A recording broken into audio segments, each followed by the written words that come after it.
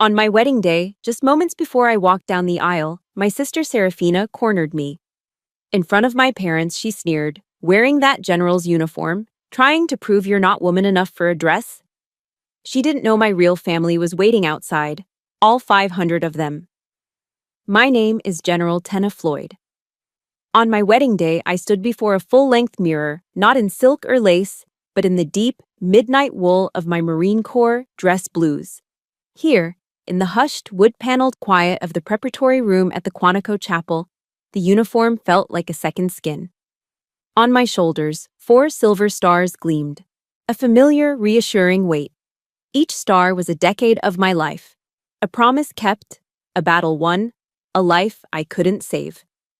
This wasn't just a uniform, it was a sworn oath woven from fabric and metal, the very map of my soul. Beyond the heavy oak doors, 500 guests were waiting. And at the end of the aisle, Julian was waiting. My Julian. My anchor, the brilliant civilian analyst who saw past the 4 stars to the woman beneath. He didn't just tolerate my world. He understood its language of sacrifice and duty. He loved Tenna. And for that, I loved him fiercely. For the first time in what felt like a lifetime, a sense of absolute peace settled over me. I had fought on every front imaginable, and today I was finally giving myself permission to be happy. A rare, genuine smile touched my lips. It felt like a victory in itself. That peace lasted less than 10 seconds.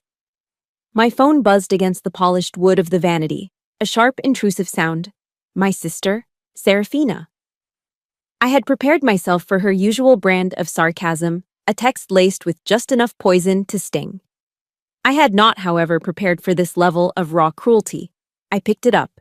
Her words glowed on the screen. "Wearing the general's uniform? What are you trying to prove, Tenna? That you aren't woman enough to wear a real dress?" A cold shock, like being plunged into icy water, seized my lungs. The words weren't just text, they were shards of glass. Before the pain could fully form, I saw the 3 little dots that meant she was typing again. A second blow was coming. It appeared instantly. "You've spent your whole life trying to be a man, but you'll never have their respect. You're just a joke in that costume." My breath hitched.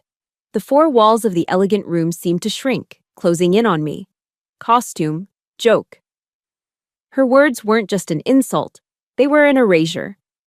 This was a surgical strike aimed directly at the core of my being. My identity, my gender, my life sacrifice, all dismissed with a casual flick of her thumb. It was a denial of my very womanhood on the one day I was supposed to celebrate it. Serafina's cruelty was the current that pulled me under. But it was my father who had opened the floodgates the night before. Her text made me remember his cold, impersonal call. He hadn't phoned to offer congratulations. His voice was that of the defense industry executive he was. The clipped, impatient tone of a man closing a deal he found distasteful. "Tenna," he'd started, foregoing any pleasantries, "your mother and I expect you to make a prudent choice tomorrow. My business partners will be in attendance. We can't have you turning your wedding into a military parade." I could hear the clink of ice in a glass on his end, the sound of business as usual. "Serafina is right," he continued, his voice flat. "It's garish. Wear a white dress. Be a normal woman for one day. Don't embarrass the family." "Embarrass them?" I'd whispered, the question hanging between us, heavy with the weight of my service. As if my honor, the very thing I had bled for, was a social liability. His response was more brutal than any insult. He said nothing. His silence wasn't empty, it was a judgment. It was a final, crushing verdict that my 4-star rank, my life's work, was not a source of honor, but a corporate inconvenience. I'd hung up the phone, the dial tone buzzing in my ear, my heart shattered. Now, standing in the chapel, his dismissal and Serafina's venom swirled into a toxic vortex. The door creaked open, pulling me from my daze. Master Sergeant Diaz and Sergeant Rocco stood in the doorway, their own dress blues immaculate. They were 2 men who had walked through fire with me in Fallujah, their loyalty forged in shared combat. They said nothing. They didn't need to. They simply snapped to attention, their salutes crisp and perfect. Steeling myself, my hands trembling slightly, I stepped out into the grand narthex of the chapel. The sound that greeted me stopped me cold. It wasn't the polite murmur of guests. It was a silence, an absolute, thunderous silence, heavy with reverence. The entire hall, from the front pews to the back walls, spilling out onto the steps, was a sea of midnight blue and scarlet and gold. Not 50 guests, not 100. 500 United States Marines, all standing at perfect attention. I saw the campaign ribbons on their chests, the weathered faces of combat veterans standing shoulder to shoulder with young privates whose own stories were just beginning. They had come from across the country, uninvited, answering a call no one had officially made. A young recon Marine I knew as Kincaid, a man I'd pulled from a burning Humvee years ago, stepped forward. His voice was thick with emotion, but it carried through the silent hall. "Ma'am," he said, his eyes locked on mine. "We heard you might need an honor guard. We will not let you walk in there alone." As he finished, a sound like a single, sharp thunderclap echoed as a forest of arms rose in unison, 500 hands snapping into a salute. In that single breathtaking moment, a profound truth washed over me. My family of blood had cast me out. But this family, my family of blue and scarlet, my family forged in fire and bound by honor, they would never leave my side. And in that moment, held aloft by their unwavering loyalty, I had to ask myself the question that had shadowed my entire life. Why is it that the people who share your blood are so often the first ones to want to see you bleed? The question echoed in the silent chapel, a ghost that had haunted me my entire life. Why do the people who share your blood always seem to be the first to want to see you bleed? The answer wasn't simple. It wasn't a single act of betrayal, but a long, slow poisoning. A masterclass in psychological warfare taught by my own sister, Serafina. My first memory of her sabotage wasn't a fight. It was a smile. I was 7 years old, standing proudly by my project at the elementary school science fair in our small Pennsylvania town. I had spent 3 nights meticulously crafting a model of the solar system out of styrofoam, paint, and papier-mâché. It wasn't perfect. Jupiter was a bit lopsided and Saturn's rings were slightly askew. But it was mine.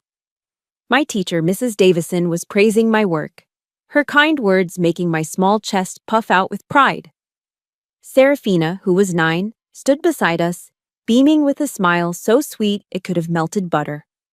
The moment Mrs. Davison turned her back, Serafina tripped. Her arm swung out in a comically exaggerated stumble, and the full cup of orange soda she was holding arced through the air. It landed with a sickening splash right in the middle of my delicate papier-mâché universe. The planets dissolved into a sticky orange pulp. "Oh, Tenna, I'm so sorry," she cried, her eyes welling up with perfectly formed tears. "I'm such a klutz." My parents rushed over. They cooed over Serafina, stroking her hair. "It's okay, sweetie. It was an accident," my mother soothed. Then they turned to me, my face streaked with my own real tears as I stared at the wreckage. "Don't make your sister feel bad, Tenna," my father said, his voice firm. "It was an accident." I stood there, looking at my ruined work, and for the first time, I understood a devastating truth. An apology could be a weapon, and a smile could be a mask for cruelty. As we grew older, her methods became more refined, her artistry of destruction more subtle. At 16, her weapon of choice was the family Thanksgiving dinner. The entire extended family was gathered around the polished mahogany table, the air thick with the smell of turkey and my mother's sage stuffing. My father, in a rare moment of paternal interest, asked about my academic progress. I had just gotten my SAT scores back, and they were nearly perfect, a number that could open doors to any university in the country. Before I could even form a response, Serafina cut in, her voice dripping with false pride. "Oh, our Tenna is doing so wonderfully. She even joined the school's wrestling team, you know. She can pin boys twice her size." A sudden, awkward silence fell over the table. A few of my uncles chuckled uncomfortably. In one perfectly crafted sentence, she had twisted my academic achievement into a joke about my perceived masculinity, painting me as a freakish Amazon. She made my strength a liability, my discipline an oddity. My father, mortified, immediately changed the subject, launching into a glowing monologue about Serafina's latest victory with the debate team. I sat there, a piece of turkey stuck in my throat, feeling utterly invisible, a stranger at my own family's table. The peak of her art, the masterpiece of my isolation, came on prom night. It was a cultural rite of passage I had no interest in. Serafina, of course, was prom queen. A vision in a shimmering gown my mother had driven 3 hours to Philadelphia to buy. I, having not been asked and having no desire to go, was perfectly content to spend the evening at home reading a book about military history. But Serafina, ever the benevolent sister, couldn't allow me that peace. In front of our parents, she put on a display of magnanimous concern. "Oh, maybe Tenna should come along anyway," she suggested, her smile radiating false kindness. "She could help the teacher's chaperone. She's so good at giving orders, after all, right?" The words, wrapped in that sweet smile, were a public execution. It was a declaration that I didn't belong with the other kids, that my natural place was on the sidelines, a rigid, joyless authority figure. And my mother, instead of defending me, chimed in with enthusiasm. "What a wonderful idea. You should go, Tenna. It'll be fun." That night, I locked my bedroom door, turned up my stereo as loud as it would go, blasting rock music to drown out the sounds of their laughter and the distant thumping bass from the high school gym. I knew then, with a certainty that chilled me to the bone, that I had to escape. This house wasn't a home. It was a cage designed to shrink me. My escape plan was a secret act of rebellion, an application for a Marine Option NROTC scholarship. It was my one shot at a different life, a world where merit, not manipulation, was the currency. I prepared everything in secret, but I needed a letter of recommendation from a retired Marine colonel who lived in our town. When his glowing letter arrived in the mail, Serafina intercepted it. My application was eventually returned, stamped incomplete. A frantic, desperate search of her room led me to it. The letter, crumpled and stained with what looked like nail polish, hidden at the very bottom of her laundry hamper. When I confronted her, she didn't even have the decency to look up from the fresh coat of crimson she was painting on her nails. "I was just trying to help you," she said, her voice a calm, infuriating purr. "You're more fragile than you think. They would eat you alive in the Marines. You'll thank me for this one day." That breathtaking arrogance, that self-appointed right to dictate my future, didn't break me. It didn't crush my spirit. It ignited it. The years of quiet humiliation, of swallowed anger and silent tears, finally coalesced into a single, burning point of resolve. I wonder if anyone listening has ever felt that way. A moment when someone else's attempt to break you becomes the very thing that builds you up. Let me know in the comments if you've ever had a moment that changed everything. I smoothed out the wrinkled letter. I submitted my application again, and I swore to myself, with every fiber of my being, that this time I would not fail. I looked out my bedroom window, not at the familiar street, but at a distant horizon. If I couldn't earn respect in this house, maybe, just maybe, I could command it somewhere else. The words my sister had thrown at me like stones, "They will eat you alive," became the fuel for my fire. The oath of commissioning as a second lieutenant in the United States Marine Corps was a brief, triumphant moment, a formal severing of the life I'd left behind. But the reality of that new life at Camp Lejeune, North Carolina, was a sharp slap in the face. The thick, humid coastal air clung to everything, smelling perpetually of pine needles and salt marsh. The mornings began before dawn with the harsh, guttural shouts of gunnery sergeants, and every day was lived under the weight of scrutinizing, dismissive eyes. As one of a handful of female officers on base, I wasn't just a rarity. I was an anomaly. A question mark in their rigid, masculine world. In the mess hall, surrounded by the clatter of trays and loud conversation, I'd catch the whispers floating over from other tables. Must be a diversity quota higher. During operational briefings, my tactical suggestions were often met with a polite, vacant stillness, as if I had been speaking another language entirely. My very presence was a disruption to their established order. They gave me a nickname, One I never heard to my face but felt in their sideways glances and the sudden silence when I entered a room. The Ice Princess. It was because I didn't join in their crude locker room jokes, because I maintained a professional silence instead of forced camaraderie. I ate alone, I studied alone, I ran alone. My family's parting shots had inadvertently given me a gift, a total indifference to being liked. I wasn't at Camp Lejeune to make friends. I was there to command their respect, and I knew I couldn't win it in the gym. I couldn't outbench press them, couldn't beat them in a brawl.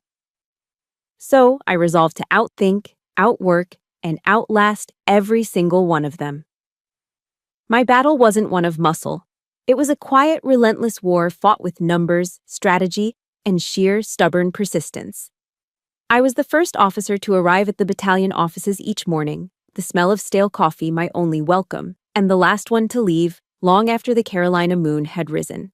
While the other lieutenants were blowing off steam at the bars in Jacksonville, I was in the base's combat simulation center, running tactical scenarios over and over until the digital battlefield felt more real than my own Spartan barracks room.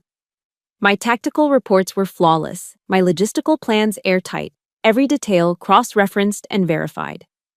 I learned to field strip my M16A4 service rifle in complete darkness, my fingers moving with a blind, mechanical certainty, until the weapon felt less like a tool and more like an extension of my own arm.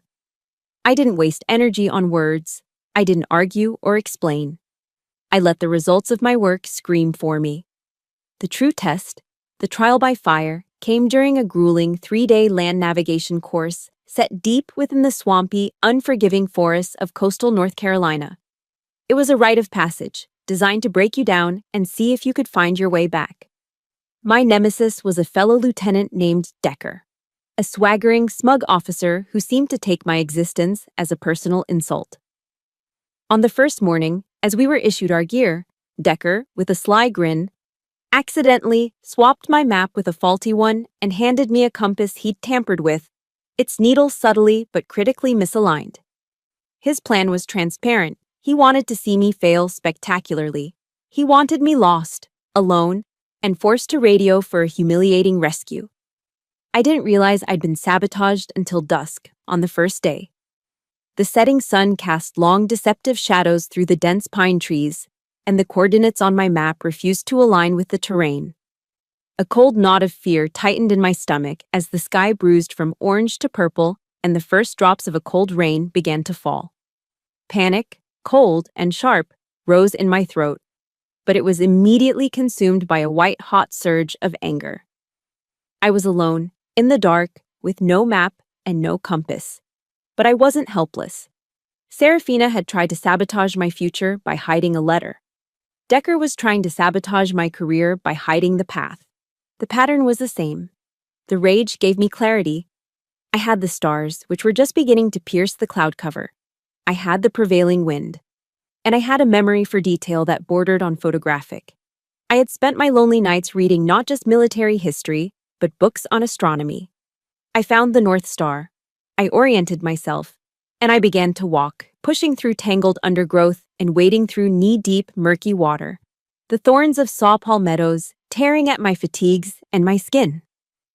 On the morning of the third day, as Decker and his cronies were solemnly reporting me as officially lost to the supervising officer, I emerged from the tree line. My uniform was shredded, my face was smeared with mud and scratched, but my back was ramrod straight. I walked directly to the instructor's table, ignoring the stunned silence that fell over the room. I slapped my grid sheet down, the locations of all my waypoints marked with perfect precision. The silence was broken by the scraping of a chair. Gunnery Sergeant Gunner, a grizzled, old-school Marine from the salt of the earth stock, a man who had never served under a woman and had only ever referred to me as Little Lady, pushed himself to his feet. He looked me up and down, taking in my disheveled state. Then his gaze shifted to Decker, and his eyes narrowed with a look of pure, undiluted contempt. He turned back to me. Without a word, he picked up a steaming metal mug of coffee from his own desk and held it out to me. My filthy, trembling fingers wrapped around its warmth. "Good work, Lieutenant." He didn't call me little lady. He used my rank. It was just 2 words, spoken in a gruff, gravelly voice. But for me, it was the first medal I'd ever truly earned. A medal paid for with darkness, with mud, and with a will that refused to be broken. It was a start. But respect in the barracks was one thing. I had to wonder, what about on the battlefield? The respect I earned in the pine forests of North Carolina was just a prelude. The battlefield has a way of stripping away all pretense, of testing respect not with words, but with blood. My test came in Anbar Province, Iraq. By then, I was a captain, working as a staff officer at a forward operating base. The air there was a permanent cocktail of diesel fumes, gunpowder, and fine desert sand that got into everything. Your food, your lungs, your soul. My job was planning, logistics, staring at maps in an air-conditioned container while others went outside the wire. It was safe. It was my duty. And I hated it. The call came over the radio network like a lightning strike, a burst of static and panicked voices that cut through the mundane hum of the operations center. A V-22 Osprey carrying a force recon team had been shot down on the outskirts of Fallujah. The survivors were pinned down, surrounded, taking heavy fire. A quick reaction force was being scrambled immediately. Everyone knew what it was, a suicide mission into the city's meat grinder. I could have stayed. I should have stayed. My job was here, coordinating support. But I looked at the digital map on the screen, at the flashing red icon indicating the crash site. I saw the roster of the Marines on that Osprey. I knew their names. I had planned their mission. I had sent them there. A cold, heavy sense of responsibility washed over me. It wasn't guilt, it was ownership. I grabbed my rifle, slapped on my helmet, and ran out into the blinding Iraqi sun. I jumped onto the last Humvee in the rescue convoy, ignoring the shocked look on the face of the platoon commander. There was no time to argue. We plunged into the city. Fallujah wasn't a city, it was a maze of death. Narrow, dusty alleyways turned into kill zones without warning. The air filled with the constant, high-pitched buzz of bullets, like a swarm of angry hornets. The crack of sniper fire echoed off the concrete buildings, making it impossible to tell where it was coming from. Then, the lead Humvee in our column was hit by an RPG. The world erupted in a deafening roar of fire and shrapnel. The convoy ground to a halt, a sitting duck in the middle of the street. Panic began to ripple through our radio net. I could hear it in the clipped, frantic voices. I could hear the desperate calls from the pinned-down recon team. Then I heard the voice of Sergeant Rocco, normally the calmest, most unflappable Marine I knew. It was trembling. "We're taking fire from all sides. We can't hold this position." In that moment, something inside me shifted. I was no longer a staff officer. I was no longer the ice princess. I was a Marine. I keyed the command channel, and my own voice boomed through the radio, a cold, clear growl that cut through the chaos. "All call signs, this is Valkyrie. Establish a 360-degree perimeter, now. Gun trucks, suppressive fire on those second-story windows. Rocco, give me a sit rep on your casualties." My voice didn't betray a hint of the fear coiling in my own gut. That calculated calm, that assertion of control, pulled them back from the brink of chaos. It gave them a direction. Through the dust and smoke, I saw him. Master Sergeant Diaz, his leg bleeding badly, was trying to drag an unconscious Marine from the burning wreck of the lead Humvee. Enemy fire was converging on their position, kicking up plumes of dirt all around them. He was going to die there. There was no thought process, no weighing of options. A line from a Sunday school lesson my mother used to read aloud flashed through my mind. "Greater love has no one than this, to lay down one's life for one's friends." I was out of the Humvee and sprinting before I even registered the decision. The ground around me erupted as bullets stitched a path toward me. A piece of shrapnel, hot and angry, slammed into my shoulder. The force of it nearly knocked me off my feet, and a searing pain shot down my arm. But I saw the look in Diaz's eyes, the desperation of a good man trying to do the impossible. I gritted my teeth against the pain, reached them, and together we hauled the unconscious Marine behind the cover of a low wall just seconds before the Humvee's fuel tank exploded in a massive fireball. As I collapsed against the wall, gasping for breath, I felt a pair of eyes on me. From a rooftop across the street, providing cover fire, Sergeant Rocco had seen the whole thing. I woke up stateside, in the sterile, white world of Walter Reed. The pain in my shoulder was a dull, constant throb, a reminder of the fight. But it was nothing compared to the quiet in the ward. The other wounded Marines in the room, men with injuries far worse than mine, no longer looked past me. The whispers were gone. The dismissive glances had been replaced by something else, something I hadn't seen before, a quiet, solemn respect. A few days later, Sergeant Rocco, a fresh scar tracing a line across his cheek, walked into my room. He didn't say much. He just placed a cold can of Coke on my bedside table, the red and white of the can a stark contrast to the drab hospital sheets.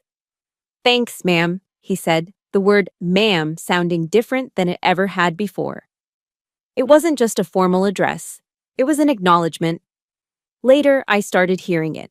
A new name, spoken in hushed but appreciative tones by the nurses, by other Marines who came to visit. It wasn't Ice Princess. They called me Ironclad. Ironclad. A name born of fire and smoke and a split-second decision in a dusty street in Fallujah. That name, given to me by the men I had fought alongside, became my true identity.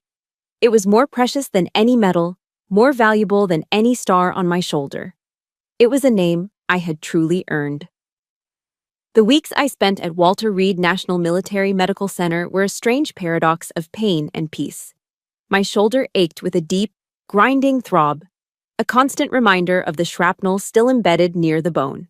But for the first time in months, I slept in a real bed, under clean sheets, without the fear of a mortar attack waking me. The sterile, quiet halls of the hospital became a sanctuary.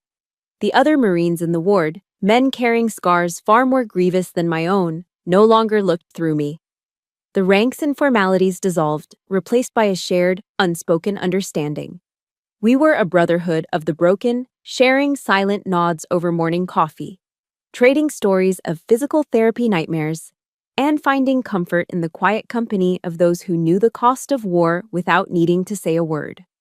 Master Sergeant Diaz and Sergeant Rocco visited almost every day, smuggling in real coffee to replace the hospital's bland brew and bringing news from our unit. In that sterile space, surrounded by my chosen family, I felt a sense of belonging I had never known in my own home. I was naive.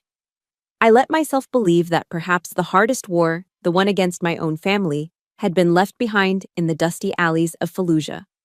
That fragile peace was shattered on a Tuesday afternoon. A nurse, trying to bring some cheer to the common room, switched on the television to a major news network. And there she was. My sister, Serafini, was on screen, interviewed in prime time. She sat poised and elegant in a designer dress, her face a mask of thoughtful concern as she spoke to a famous host about the burdens of war and the hidden strength of women in conflict. Then, a massive, full-screen graphic appeared behind her. It was a photo of me, taken in the immediate aftermath of the firefight. But the image had been artfully cropped. My captain's bars were gone. The wreckage and chaos of the background were blurred into obscurity. All that remained was my face, streaked with grime, hair matted with sweat and blood, and the raw, determined look in my eyes. Serafina gestured to the image of my ravaged face. "My sister," she said, her voice filled with a beautifully modulated solemnity. "She is an inspiration to us all." The common room fell silent. Every Marine, every nurse, every visitor turned from the television to look at me, sitting in my wheelchair. The feeling that washed over me wasn't pride. It was a sickening, profound sense of violation. I felt naked, exposed, my moment of sacrifice and survival, stripped of its context and hung up for display like a hunting trophy. I had been turned into a prop for her performance. A few days later, she called. Her voice on the phone was as sweet as honeyed poison. "Tenna, darling, did you see the show? The entire country is talking about you. I've already spoken to a producer. We're going to do a documentary series about you, about women who break barriers. I'll be the executive producer, of course. This is your chance, Tenna. You're going to be an icon." I listened to her saccharine pitch, and a single cold question echoed in my mind. An icon for whom? For you? She never once asked how my shoulder was. She never asked if the nightmares had started. She just saw a story she could sell, a brand she could build on the foundation of my scars. Then my parents called, their voices, for the first time in my life, filled with genuine, bubbling pride. "Serafina is doing such a wonderful thing for you, honey," my mother gushed. "She's really helping your career." The anger inside me didn't explode. It didn't burn hot. It crystallized. It became a solid, heavy block of ice in my chest, cold and clear and sharp-edged. I turned my head and looked out the large window of my hospital room. Down below, on the manicured lawn, I saw a young Marine, his legs gone, struggling to master his new prosthetic limbs, his face a mask of pained determination. I saw another being pushed in a wheelchair by his wife, his eyes vacant and staring. That was my legacy. They were my legacy. Not some glossy, sanitized television show produced by my sister. I picked up the phone and called her back. "There she is, my little star." Serafina answered, her voice bright and cheerful, the voice of a predator who knows the trap has been sprung. I took a deep, steadying breath, the sterile hospital air filling my lungs. "Serafina," I said, my voice low and devoid of all emotion. "Listen to me very carefully. My story, my scars, and the lives of the men I serve with are not commodities for you to market." I paused, letting the silence stretch, making sure I had her full, undivided attention. "Do not ever use my image again." I hung up before she could utter a single word of protest. Then, with methodical precision, I opened my contacts list. I found her name and blocked the number. I found my father's name and did the same. Then, my mother's. The silence that followed in the room was absolute. In that profound quiet, surrounded by the quiet dignity of real sacrifice, I made a decision. My legacy would not be written by her. I would build my own. A real one. When I walked out of the sterile white halls of Walter Reed, I didn't return to my career as a celebrated war hero. I returned with a new, unwritten mission, one forged in the fire of my family's betrayal. The words of my fiancé, Julian, had become my new compass. A quiet directive that cut through the noise of my anger. "Don't just react to her, Tenna," he'd said, his voice calm and steady. "Build something she can never touch." So I did. Instead of accepting a prestigious and comfortable staff position at the Pentagon, the expected reward for my service in Iraq, I made a request that baffled my superiors. I asked for a transfer to a quiet, overlooked corner of the military's sprawling bureaucracy, the Veterans Support Division. My colleagues thought I was insane. It was seen as a career dead end, a voluntary step off the fast track to further promotion. But it was there, in a cramped, poorly lit office amidst gray filing cabinets and stacks of dusty paperwork, that I laid the first brick of what I privately called Project Aegis. The name was a promise, taken from the mythical shield of the gods, a symbol of divine protection for those left vulnerable. It wasn't a glamorous project. It began not with a formal announcement or a press conference, but with small, unseen, and relentless actions. I spent my days making phone calls, setting up coffee meetings in cheap diners with recently discharged Marines, and, most importantly, I just listened. I learned that the war doesn't truly end when a soldier steps off the plane. For so many, a new, quieter, and far more insidious war was just beginning inside their own minds. Using my own savings, the considerable back pay I'd accumulated while deployed, I hired a few dedicated civilian therapists who understood the culture. Together, we set up a discreet, 24/7 hotline, a completely confidential lifeline that operated outside the military's slow, impersonal, and often judgmental official channels. It was a small shield, but it was a start. It was through this fledgling network that I met Corporal Evans. We met in a dingy diner on the outskirts of DC, the kind of place with cracked red vinyl booths and coffee that tasted like it had been sitting on the burner for hours. In Afghanistan, Evans had been an elite sniper, a man whose hands were so preternaturally steady he could thread a needle from 1,000 yards. Now, as he sat across from me, his hands trembled so violently he could barely lift his coffee cup to his lips without spilling the dark liquid onto the table. He told me about the nights. The endless, suffocating, sleepless nights where he would lie in the dark, staring at the ceiling, the faces of men he'd killed replaying in his mind's eye like a horrific, looping film reel. He told me about the sudden, crippling panic attacks that would seize him in the grocery store, the overwhelming certainty that an IED was hidden in the cereal aisle. The official military system had processed him. They'd given him a handful of sleeping pills and a glossy, useless pamphlet on readjusting to civilian life. They had treated the deep, gaping wounds in his soul as if they were a minor administrative inconvenience. I spoke with him for hours, not as a general to a corporal, but as one survivor to another. I didn't offer platitudes or easy answers. I simply listened. I saw the profound emptiness in his eyes, an abyss of pain that felt terrifyingly familiar. In that moment, Project Aegis ceased to be a professional endeavor. It became a personal crusade. I was no longer just helping veterans. I was fighting an invisible enemy called PTSD, a silent killer that was taking my Marines from me, not on a foreign battlefield, but right here on American soil. The fight was lonely and deeply frustrating. While I was struggling to find funding, to convince skeptical colonels that mental health was as critical as body armor, I stumbled across a video on YouTube. It was Serafina. She was the keynote speaker at a major tech conference in Silicon Valley, looking polished and immaculate in an elegant white pantsuit. She stood on a brightly lit stage, speaking to a captivated audience about the importance of authentic listening and digital age healing. She spoke of empathy and connection, her words flowing with practiced sincerity, and the crowd gave her a thunderous standing ovation. A wave of physical nausea washed over me. I knew it was all a performance, a carefully crafted illusion. She, who had never truly listened to another person in her life, was being celebrated as a guru of connection.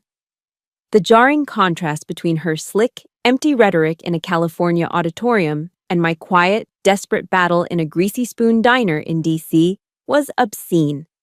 She was selling platitudes. I was trying to save a life. The tragedy I had been fighting so hard to prevent came on a cold Tuesday morning. The call came not from a duty officer, but from Evans's mother, her voice shattered by grief. He was gone. He had taken his own life in the silence of his small apartment. A few days later, she sent me the letter he'd left behind. It was filled with apologies to his family, with words of pain and despair that were hard to read. And then, at the very end, there was a single line addressed to me.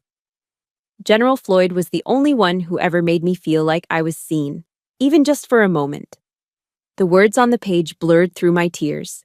The sentence ripped through my heart, a clean, devastating wound. The profound grief I felt for this young man, for the life he would never live, quickly hardened into a cold, diamond-hard rage. My fight was no longer for a project. It was for Corporal Evans. It was for his legacy, and for the thousands of other soldiers, just like him, lost in the shadows, forgotten by the very system they had sworn to serve. I would not let them be forgotten. My quiet crusade was over. I would make the Pentagon listen. The real war, the war against the machine, had just begun. The war for Corporal Evans' legacy, the war to get Project Aegis formally recognized and funded, was entirely different from any battle I had fought before. My enemies weren't insurgents with AK-47s in dusty alleys. They were well-fed generals with stars on their shoulders, powerful politicians on congressional committees, and the vast, soul-crushing bureaucracy of the Pentagon itself. I presented my meticulously crafted proposals in cold, sterile conference rooms, facing a wall of skeptical, dismissive faces. They would listen politely, their fingers steepled, and then dismantle my life's new purpose with bureaucratic jargon. It's too expensive, General. It's not in the current budget cycle. This falls outside our strategic priorities. The most painful refrain was the one unspoken but clearly implied. They saw mental health struggles not as a sacred responsibility of the system, but as a personal failing, a sign of weakness in the individual soldier. They saw the invisible wounds of men like Evans as an embarrassment to be managed, not a debt to be repaid. Every day, I walked the endless, echoing corridors of the Pentagon, the polished linoleum floors stretching out like a sterile desert. I felt more alone, more exhausted in that climate-controlled maze of power than I ever had on a desolate battlefield under a scorching sun. I was fighting for the dead and the dying, for the men whose minds had become a war zone, but it felt like no one was listening. My own rank, which should have been a key, felt like a barrier, isolating me further. It was in one of those soul-crushing meetings, a cybersecurity briefing of all things, that I met Julian Croft. He was a civilian strategic analyst for the Department of Defense, a brilliant mind hidden behind a quiet demeanor and thick-rimmed glasses. Unlike the uniformed officers in the room, he wasn't dazzled or intimidated by the 4 stars on my shoulders. He just listened. After the briefing, while others were schmoozing, he approached me. He didn't offer empty platitudes or condolences for my cause. He asked questions. Sharp, incisive questions about logistics, about data architecture for the hotline, about metrics for measuring efficacy. For the first time, someone looked at Project Aegis not as a charitable pet project, but as what it was: a full-scale military campaign against a deeply entrenched enemy. He saw the strategic value, the operational necessity. We started having lunch together in the Pentagon's crowded cafeteria, our conversations a strange mix of military acronyms and analytical frameworks. But beneath the technical jargon, a deeper connection was forming, a mutual respect between 2 minds that saw the world in similar, structured ways. Julian became my sanctuary, my secure rear echelon base in a protracted war. He was the one I could vent to after another soul-destroying meeting, the one who would listen to my frustrations without judgment. He didn't just offer comfort, he offered strategy. He would take my arguments, help me refine them, find the logical fallacies in my opponent's reasoning, and hand me back my own ideas, sharper and stronger than before. One evening, I was slumped on the sofa in my small Arlington apartment, utterly defeated after a particularly brutal day. He didn't say a word. He just sat down beside me, handed me a mug of hot tea, and said quietly, "Attrition warfare is a valid strategy, General. Just keep showing up. They'll break before you do." Our love didn't blossom from flowers or fancy dinners. It was built in the trenches of shared battles, forged in the fires of intellectual respect. He proposed to me one Tuesday night in the most wonderfully unceremonious way imaginable. We were in our kitchen, making pasta together, the air filled with the smell of garlic and basil. He paused, a wooden spoon in his hand, and looked at me with that calm, steady gaze I'd come to rely on. "Should we make this official?" he asked, as if suggesting we buy a new piece of furniture. It was the most romantic thing I had ever heard. I said yes without a single moment of hesitation. When the news of our engagement was announced, Serafina launched her next, most public attack. It was more cruel than any private text message because it was designed for an audience. She posted on her public Twitter feed. The picture was a slick, provocative image, a pair of muddy, worn-out combat boots placed right next to a pristine, elegant slice of wedding cake. Her caption dripped with venom, disguised as wit. "When you marry the man or the military. Congrats to my commanding little sister on her engagement." She finished the post with a label, a cruel, searchable term meant to define me and invite public ridicule: commanding bride. The phrase and the post went viral. It was picked up by gossip blogs and right-wing commentators, spawning a wave of mockery about the dictator bride, the G.I. Jane wedding. Memes appeared. My private joy was twisted into a public spectacle, a caricature of an aggressive, unfeminine woman who couldn't separate her job from her life. I stared at my phone, a cold, sickening rage making my hands tremble. She had taken my happiness, the one pure and simple thing I'd built for myself, and turned it into a weapon against me for public amusement. The humiliation was overwhelming. But as I sat there, reeling from the blow, I remembered Julian's words. I remembered the faces of the men in my unit, and I realized something profound. This time, I wasn't alone. Serafina's tweet ignited a firestorm, just as she'd intended. But the fire didn't burn me. It forged an army at my back. For a few agonizing hours, the mockery she had curated with her cruel, commanding bride label festered online.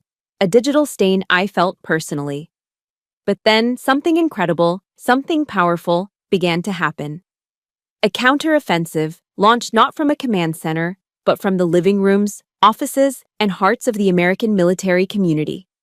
Military spouses, grizzled veterans, and active duty soldiers I had never met took her label and claimed it as their own. They turned her insult into a rallying cry. The hashtag #General Bride started trending on Twitter, followed by #Botsi Dress Blue Wedding and #Ironclad's Honor. Photos flooded social media.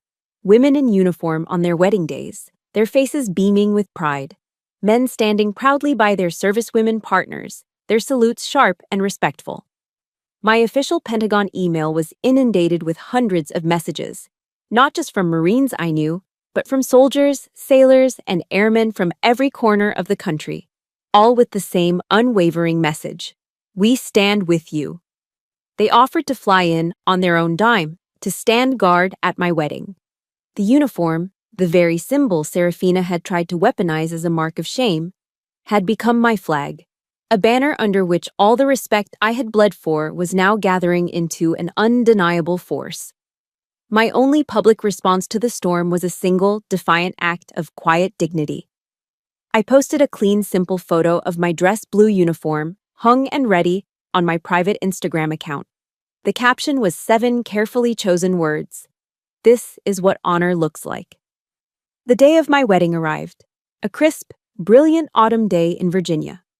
The historic chapel at Quantico was packed to the rafters, not with my father's business partners or Serafina's media friends, but with a tidal wave of uniformed service members.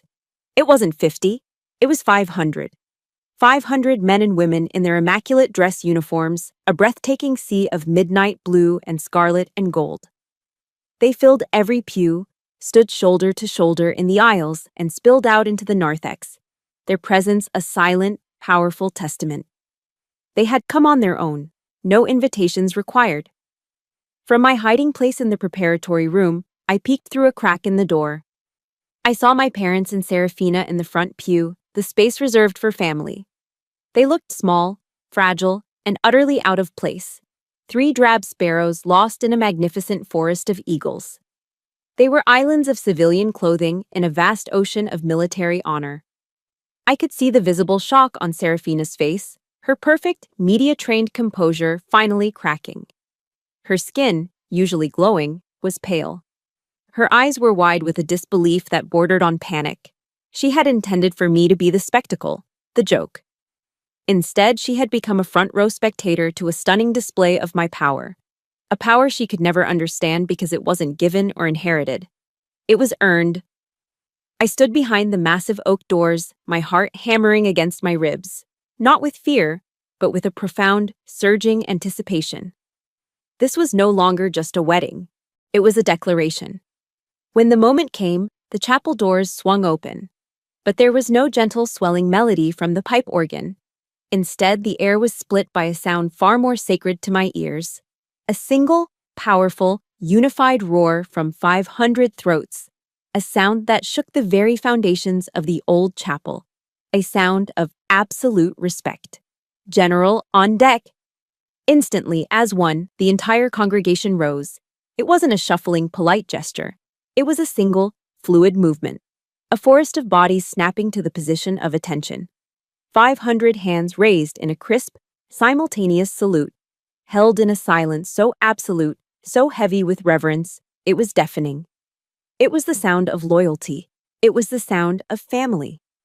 I began my walk down the aisle. My path was a narrow channel carved through this sea of honor. These were the men and women I had led, the faces I had seen in the deserts of Iraq and the mountains of Afghanistan. Their eyes as I passed held no idle curiosity. They held allegiance, they held respect, they held a fierce, protective love. I kept my gaze fixed forward on the calm, smiling face of Julian, my partner, my equal, my safe harbor. I did not spare a single glance for my blood family. In that moment, surrounded by my true family, they had ceased to matter. Our vows were as unique as our partnership. In the quiet of the chapel, we didn't promise riches or obedience. We promised to be each other's forward operating base in times of conflict and each other's secure rear echelon in times of peace. We swore an oath to be partners in every campaign life would throw at us. When the chaplain pronounced us husband and wife, the applause was thunderous. As we turned to walk out, a new honor awaited. An arch of sabers had been formed, but it wasn't the traditional six-man detail. Dozens of officers stood in two long lines, their polished sabers raised to form a glittering tunnel of steel that stretched from the chapel doors far out into the bright Virginia sun. Walking through that archway of honor, hand in hand with Julian, the sounds of celebration ringing in my ears, my eyes scanned the crowd. I caught a glimpse of Serafina. She was standing near the back, no longer in the family pew, but on the periphery, an outsider looking in. She wasn't clapping.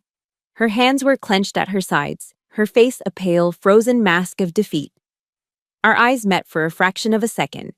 Then, like a ghost fading in the daylight, she turned and simply vanished into the dispersing crowd. She had lost. She hadn't been defeated by a single word of mine. She had been defeated by the truth of my life, a life she could never diminish, and a family she could never touch. Our wedding reception wasn't held in a fancy hotel ballroom with crystal chandeliers. It was held in a cavernous aircraft hangar on the base, the only place large enough to contain my real family. There were no elegant round tables with floral centerpieces. Instead, long, simple folding tables were lined up in rows, and coolers filled with ice and beer were stationed every few yards. The air was loud, not with a string quartet, but with booming laughter, with war stories being retold, with the vibrant, chaotic energy of people who had lived life at its most extreme. Marines came up to me and Julian all evening, but not for formal congratulations. They came to share a piece of their lives with me. Master Sergeant Diaz, the man I'd pulled from the burning Humvee, grasped my hand in both of his grip firm. "Thank you for being at my wife's funeral last year, ma'am," he said, his voice thick. "You flew halfway around the world. I'll never forget that." A young female pilot, no older than 25, told me that my story was the reason she had found the courage to join the Marine Corps aviation program. This wasn't a wedding reception. It was a living testament to my true legacy, one built not on grand titles, but on 1,000 small, unseen acts of leadership and loyalty. Later that night, long after the last beer had been drunk and the hangar had fallen silent, Julian and I were in our hotel suite.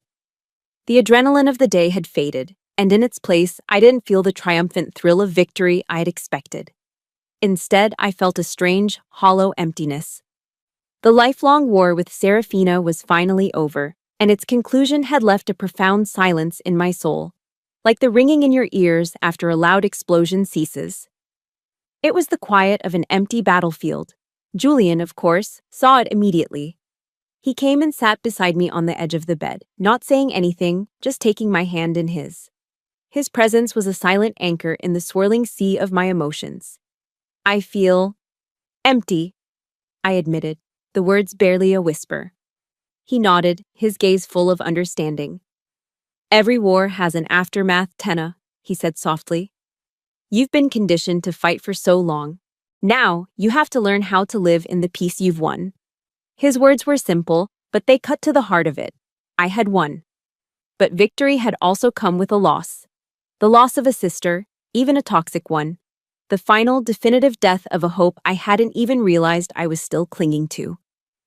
A quiet, aching sadness settled over me, not for the woman Serafina was, but for the little girl inside me who had once, a long time ago, desperately wanted a real sister to share her secrets with.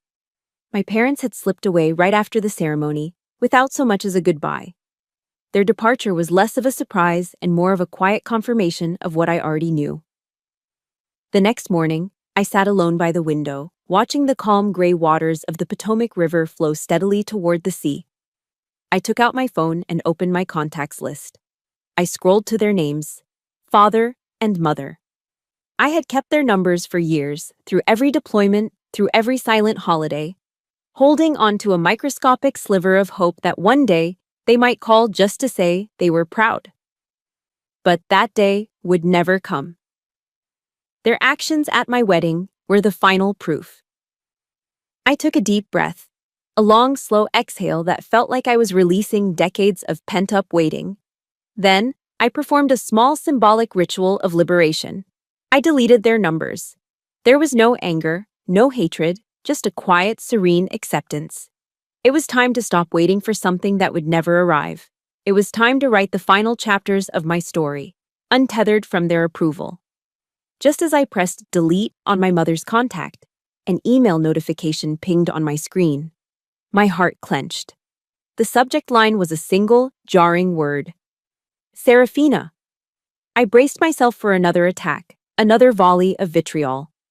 My thumb hovered over the delete button, but a morbid curiosity made me open it. The email was not what I expected. There was no sarcasm, no manipulation. It was short, cold, and shockingly honest. It read, "Yesterday, Father told me I embarrassed him. For the first time in my life, I saw that he was wrong. They didn't stand up for the stars on your shoulders, Tenna. They stood up because you stood up for them. We don't salute blood. We salute truth." That was it. It wasn't an apology. It was a concession. It was a truce declared on the battlefield of our lifelong war. It wasn't an act of love, but it was, in its own strange way, an act of respect. For the first time, Serafina had seen me, not through the distorted lens of her own jealousy, but for what I actually was. She had seen the truth.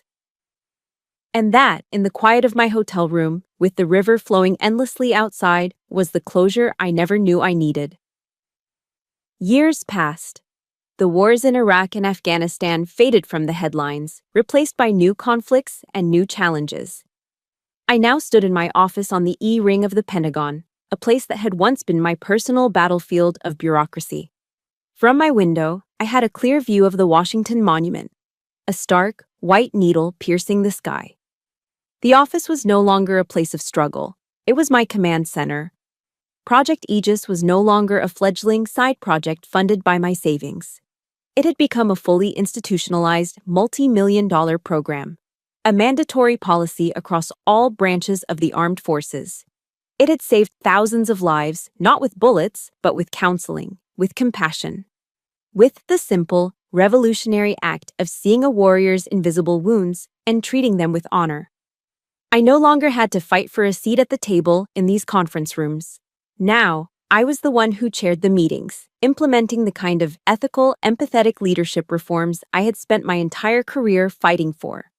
The work was still immense, the battles were still there, but they were now battles of my own choosing. I looked out at the monument, and for the first time, I felt a deep, unshakable peace. A peace not given to me, but built by my own hands. One spring afternoon, I was invited to be the guest speaker at the United States Naval Academy in Annapolis, Maryland.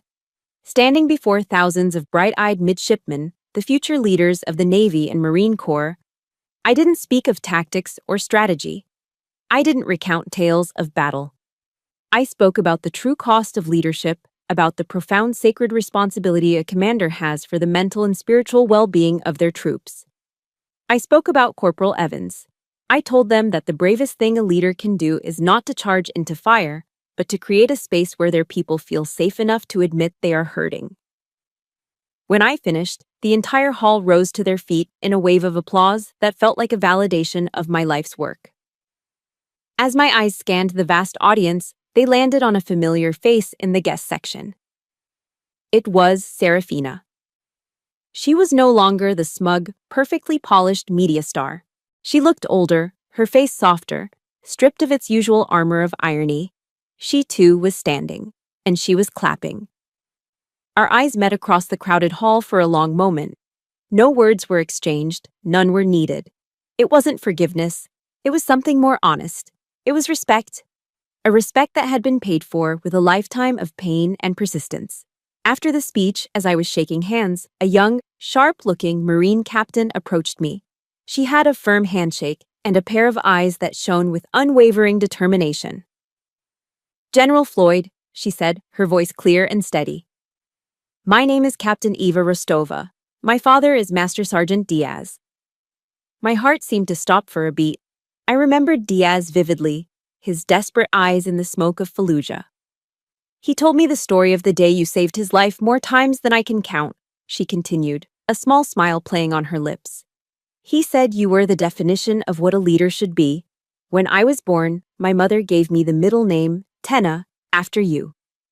She squared her shoulders, a gesture so familiar it made me ache. You, ma'am, are the reason I am standing here today. I looked at this brilliant, capable young officer, a woman ready to lead her own Marines, and I finally saw my legacy in its truest form. It wasn't the stars on my shoulders or the policies I had passed. It wasn't a name on a building or a footnote in a history book. It was standing right here in front of me, alive, breathing, and full of promise. The final circle closed a year later, at a ceremony honoring my retirement after more than 3 decades of service. As the formal event wound down, a man I hadn't spoken to in years approached me through the crowd. He was older now, his back slightly stooped, the formidable presence I remembered softened by age. It was my father. Tenna, he said, his voice thick and trembling slightly. I was wrong. He looked down at his hands, then back up at me, his eyes filled with a lifetime of unspoken regret. I was so blind, so focused on the superficial things, on appearances, that I couldn't see the diamond right in front of me. He took a shaky breath. I am so proud of you. He reached out and pulled me into an awkward, unpracticed, but profoundly sincere hug. It was the hug I'd been waiting for since I was a little girl. In that moment, the last of the ice in my own heart finally melted. The cycle of hurt was over. That night, sitting quietly beside Julian, I found myself thinking back to Serafina's email from all those years ago. I remembered the final, stark line, "We don't salute blood. We salute truth." I smiled, a real, peaceful smile. She had been right. My life had been a long, brutal, and beautiful campaign to prove that very point. And I realized then that the sweetest revenge, the most profound victory, wasn't about winning at all. It was about truth. It was about forgiveness. And it was about the quiet, unshakable strength you find in standing tall in your own honor, showing others that they can do the same. My journey taught me one profound lesson. You are the sole author of your own honor. The voices from your past or your present that try to diminish you can be loud. But the truth of who you are, forged in your own fires, is always louder. This story is my truth. But I know I'm not alone in fighting these battles. So many of us have had to build our own chosen families and define our own success against the odds. If you believe in the power of stories that give strength to the resilient, I invite you to become part of our community here at Chosen Revenge. Please like this story if it touched you, and subscribe so you never miss another chapter in our shared journey. Thank you for listening.